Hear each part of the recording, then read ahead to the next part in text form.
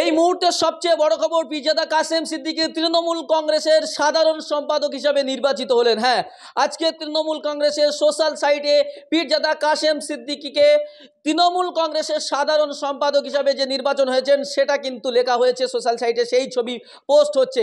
এবং রীতিমতো আজ থেকে প্রায় 2 মাস আগে 20 মাস আমি একটি ভিডিও করেছিলাম আমাদের চ্যানেলে, সেখানে আমরা বারবার দেখিয়েছিলাম যে 2021 বিধানসভা নির্বাচনে তৃণমূল কংগ্রেসের প্রার্থী হচ্ছেন কাসেম সিদ্দিকী নওশাদ সিদ্দিকীর বিরুদ্ধে। হ্যাঁ, ভাঙড়ে তৃণমূল কংগ্রেসের প্রার্থী হচ্ছেন কাসেম সিদ্দিকী এবং কাসেম সিদ্দিকী নওশাদ সিদ্দিকীর বিরুদ্ধে ভাঙড়ে দাঁড়াবেন। সেই ভিডিও আজ থেকে প্রায় 2 মাস আগে 20 মার্চ আমি সেই ভিডিও করেছিলাম এবং সেই তথ্য আপনাদের কাছে দিয়েছিলাম। অনেকেই বলেছিলেন যে এটা ভুয়ো খবর, ফেক নিউজ, এসব ভুলভাল খবর করে, কিন্তু আজকে সেটা কিন্তু কিছুটা হলেও বাস্তব হতে চলেছে, সেটা কিন্তু আজকে প্রমাণিত হলো। তো চলুন সেই দিনের কি ভিডিও করেছিলাম সেই ভিডিওটা আরো একবার আপনাদেরকে দেখাবো। এবারে ভাঙড়ে আইএসএফ বিধায়ক নওশাদ সিদ্দিকীর বিরুদ্ধে তৃণমূল কংগ্রেসের প্রার্থী হতে চলেছেন তারই ভাই কাসেম সিদ্দিকী।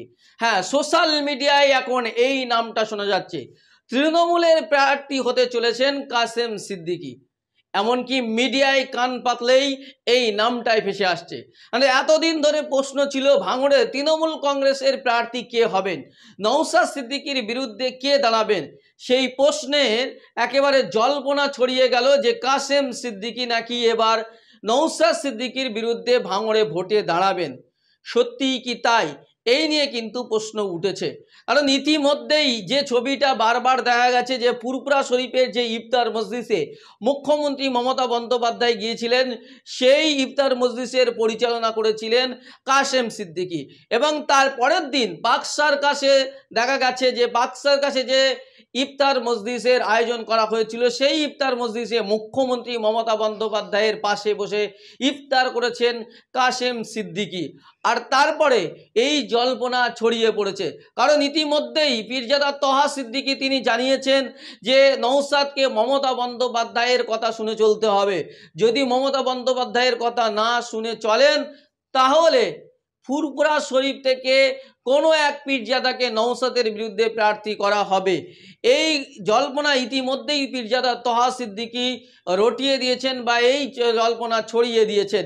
ফলে প্রশ্ন উঠছে যে নওশাদ সিদ্দিকীর বিরুদ্ধে একদিকে তহা সিদ্দিকীর যে বক্তব্য যে যদি মমতা বন্দ্যোপাধ্যায়ের কথা না শোনেন তার বিরুদ্ধে ফুরফুরাকে এক পীরজাদা দাঁড়াবেন, আর সেই সময় দেখা যাচ্ছে যে মমতা বন্দ্যোপাধ্যায়ের ঘনিষ্ঠ হচ্ছেন কাসেম সিদ্দিকী, যে কাসেম সিদ্দিকী এক সময় তৃণমূলের বিরুদ্ধে একের পর এক বিষাদগার করেছেন এবং তিনি বামপন্থী ঘেঁষা বলে পরিচিত ছিলেন, সেই কাসেম সিদ্দিকী এখন মমতা বন্দ্যোপাধ্যায়ের ঘনিষ্ঠ।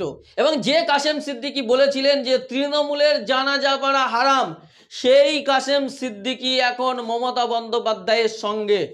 এবং অভিযোগ উঠছে যে মমতা বন্দ্যোপাধ্যায়ের সঙ্গে থেকে তিনি নেতা হবার চেষ্টা করছেন, বিধায়ক হবার চেষ্টা করছেন, এমএলএ পদ নেবার চেষ্টা করছেন। সত্যিই কি তাই? সত্যিই কি তিনি নওশাদ সিদ্দিকীর বিরুদ্ধে দাঁড়াবেন? তহা সিদ্দিকী যে জল্পনা উস্কে দিয়েছিলেন যে নওশাদ সিদ্দিকীর বিরুদ্ধে যদি মমতা বন্দ্যোপাধ্যায়ের কথা নওশাদ সিদ্দিকী না শোনেন তাহলে তার বিরুদ্ধে ফুরফুরার কোনো পীরজাদা তার বিরুদ্ধে ভাঙড়ে ক্যান্ডিডেট হবেন। এবং কে হবেন কি এই বিষয় নিয়ে নওশাদ সিদ্দিকীকে প্রশ্ন করা হয়েছিল। নওশাদ সিদ্দিকী কি বলেছেন শোনাবো আপনাদের। তো কোনো একজনকে যদি দাঁড় করাই আমার চাচাজান বুঝতেই পেরে যায়, তার নামটা পাবলিক ডোমেইনে ডিসক্লোজ করতে বলুন। আর প্রথমে আমার চাচাজান যে কথা বলেছেন, আপনারা যেহেতু প্রশ্ন করছেন, চাচা যদি আমাকে জিজ্ঞাসা করতো আমি সরাসরি গিয়ে বলতাম। তো আপনি যেটা বলছেন ওই ভয়টা বা আমি ওই সাহসটা বা ওই ঔদ্ধত্যটা আমার ভাঙড়ের ভোটারদের সাথে আমি দেখাতে পারি না।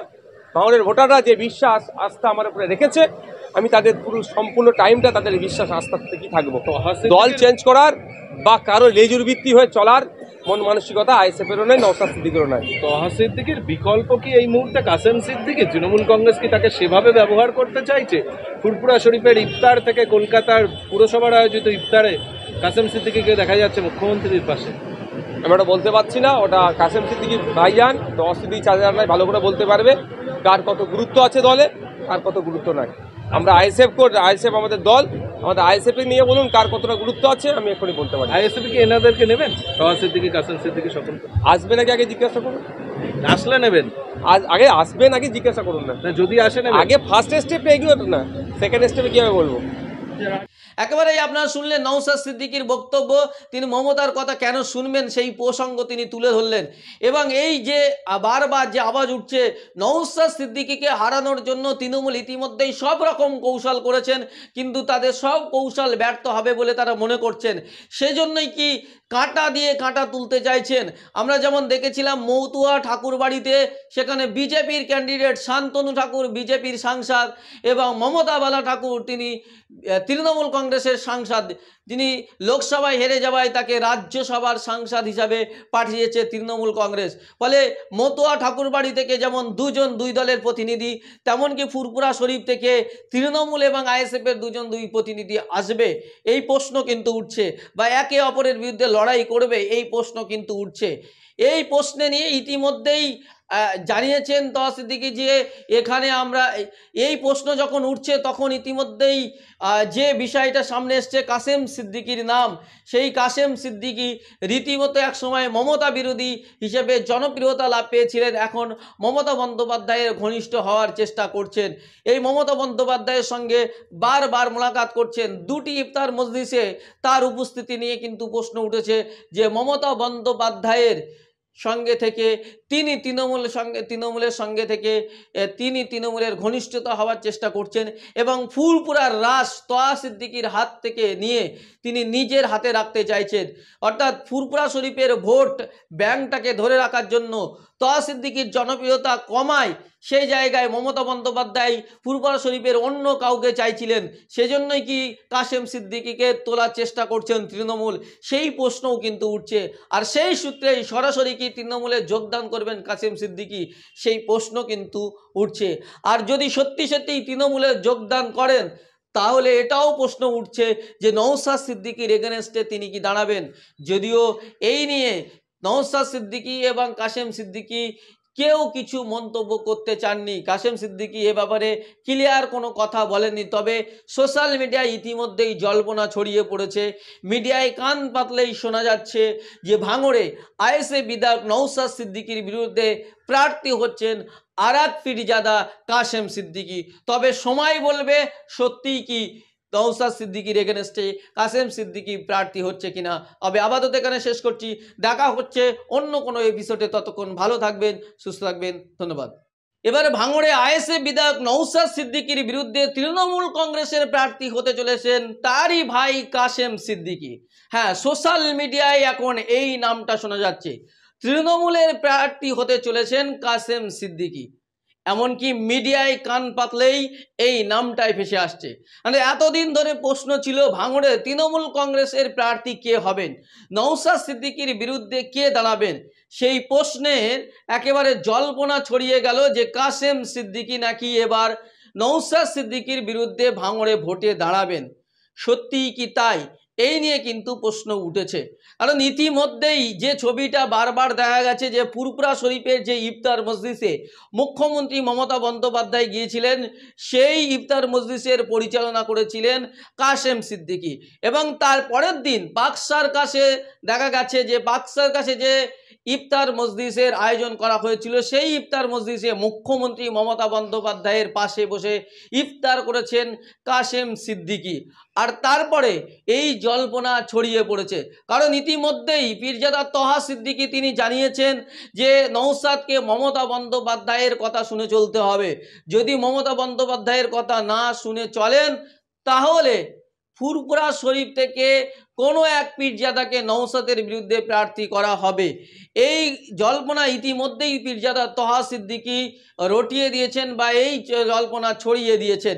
ফলে প্রশ্ন উঠছে যে নওশাদ সিদ্দিকীর বিরুদ্ধে একদিকে তহা সিদ্দিকীর যে বক্তব্য যে যদি মমতা বন্দ্যোপাধ্যায়ের কথা না শোনেন তার বিরুদ্ধে ফুরপুরাকে এক পীরজাদা দাঁড়াবেন, আর সেই সময় দেখা যাচ্ছে যে মমতা বন্দ্যোপাধ্যায়ের ঘনিষ্ঠ হচ্ছেন কাসেম সিদ্দিকী, যে কাসেম সিদ্দিকী এক সময় তৃণমূলের বিরুদ্ধে একের পর এক বিষাদগার করেছেন এবং তিনি বামপন্থী ঘেঁষা বলে পরিচিত ছিলেন, সেই কাসেম সিদ্দিকী এখন মমতা বন্দ্যোপাধ্যায়ের ঘনিষ্ঠ।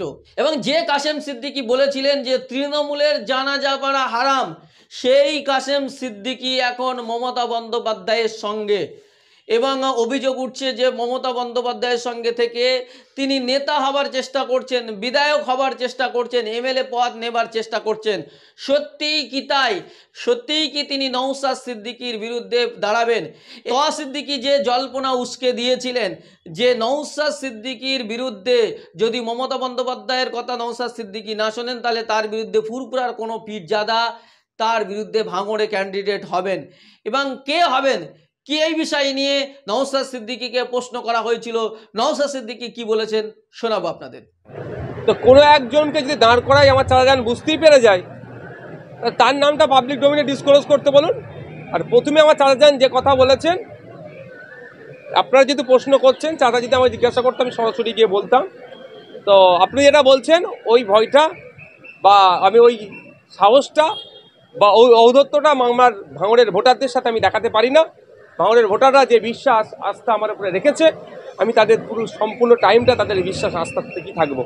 দল চেঞ্জ করার বা কারো লেজুর ভিত্তি হয়ে চলার মন মানসিকতা আইএসএফেরও নয়, নওশাদ সিদ্দিকেরও নয়। তহা সিদ্দিকীর বিকল্প কি এই মুহূর্তে কাসেম সিদ্দিকী? তৃণমূল কংগ্রেস কি তাকে সেভাবে ব্যবহার করতে চাইছে? ফুরফুরা শরীফের ইফতার থেকে কলকাতার পুরসভার আয়োজিত ইফতারে কাসেম সিদ্দিকীকে দেখা যাচ্ছে মুখ্যমন্ত্রীর পাশে। আমি ওটা বলতে পারছি না, ওটা কাসেম সিদ্দিকী ভাইজান তহা সিদ্দিকী চাচাজানরাই ভালো করে বলতে পারবে কার কত গুরুত্ব আছে দলে, কার কত গুরুত্ব নাই। আমরা আইএসএফ আমাদের দল, আমাদের আইএসএফ নিয়ে বলুন কার কতটা গুরুত্ব আছে আমি এখনই বলতে পারি। আইএসএফ কি এনাদেরকে নেবেন? তহা সিদ্দিকী, কাসেম সিদ্দিকী সকলকে আসবে নাকি আগে জিজ্ঞাসা করুন, আসলে নেবেন? আগে আসবে নাকি জিজ্ঞাসা করুন না, যদি আসে নেবেন। আগে ফার্স্ট স্টেপে এগিয়ে ওঠো না, সেকেন্ড স্টেপে কীভাবে বলবো। একেবারেই আপনারা শুনলেন নওশাদ সিদ্দিকীর বক্তব্য। তিনি মমতার কথা কেন শুনবেন সেই প্রসঙ্গ তিনি তুলে ধরলেন, এবং এই যে বারবার যে আওয়াজ উঠছে নওশাদ সিদ্দিকীকে হারানোর জন্য তৃণমূল ইতিমধ্যেই সব রকম কৌশল করেছেন, কিন্তু তাদের সব কৌশল ব্যর্থ হবে বলে তারা মনে করছেন। সেজন্যই কি কাঁটা দিয়ে কাঁটা তুলতে চাইছেন। আমরা যেমন দেখেছিলাম মৌতুয়া ঠাকুরবাড়িতে, সেখানে বিজেপির ক্যান্ডিডেট শান্তনু ঠাকুর বিজেপির সাংসদ এবং মমতা বালা ঠাকুর তিনি তৃণমূল কংগ্রেসের সাংসদ, যিনি লোকসভায় হেরে যাওয়ায় তাকে রাজ্যসভার সাংসদ হিসাবে পাঠিয়েছে তৃণমূল কংগ্রেস। ফলে মতুয়া ঠাকুরবাড়ি থেকে যেমন দুই দলের প্রতিনিধি, তেমনকি ফুরফুরা শরীফ থেকে তৃণমূল এবং আইএসএফের দুই প্রতিনিধি আসবে এই প্রশ্ন কিন্তু উঠছে, বা একে অপরের বিরুদ্ধে লড়াই করবে এই প্রশ্ন কিন্তু উঠছে।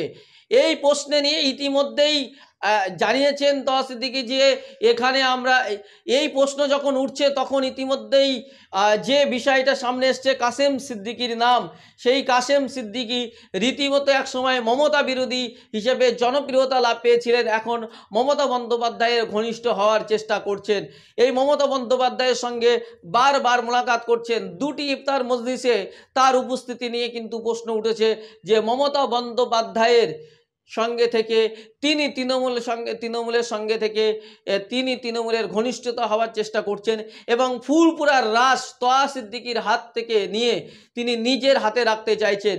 অর্থাৎ ফুরফুরা শরীফের ভোট ব্যাংকটাকে ধরে রাখার জন্য তহা সিদ্দিকীর জনপ্রিয়তা কমায়, সেই জায়গায় মমতা বন্দ্যোপাধ্যায় ফুরফুরা শরীফের অন্য কাউকে চাইছিলেন। সেজন্যই কি কাসেম সিদ্দিকীকে তোলার চেষ্টা করছেন তৃণমূল, সেই প্রশ্নও কিন্তু উঠছে। আর সেই সূত্রেই সরাসরি কি তৃণমূলে যোগদান করবেন কাসেম সিদ্দিকী, সেই প্রশ্ন কিন্তু উঠছে। আর যদি সত্যি সত্যিই তৃণমূলে যোগদান করেন তাহলে এটাও প্রশ্ন উঠছে যে নওশাদ সিদ্দিকীর এগেনস্টে তিনি কি দাঁড়াবেন। যদিও এই নিয়ে নওশাদ সিদ্দিকী এবং কাসেম সিদ্দিকী কেউ কিছু মন্তব্য করতে চাননি। কাসেম সিদ্দিকী এ ব্যাপারে ক্লিয়ার কোনো কথা বলেননি, তবে সোশ্যাল মিডিয়ায় ইতিমধ্যেই জল্পনা ছড়িয়ে পড়েছে। মিডিয়ায় কান পাতলেই শোনা যাচ্ছে যে ভাঙড়ে আইএসএফ বিধায়ক নওশাদ সিদ্দিকীর বিরুদ্ধে প্রার্থী হচ্ছেন আরাক পীরজাদা কাসেম সিদ্দিকী। তবে সময় বলবে সত্যিই কি নওশাদ সিদ্দিকীর এগেনস্টে কাসেম সিদ্দিকী প্রার্থী হচ্ছে কিনা। তবে আপাতত এখানে শেষ করছি, দেখা হচ্ছে অন্য কোনো এপিসোডে। ততক্ষণ ভালো থাকবেন, সুস্থ থাকবেন, ধন্যবাদ।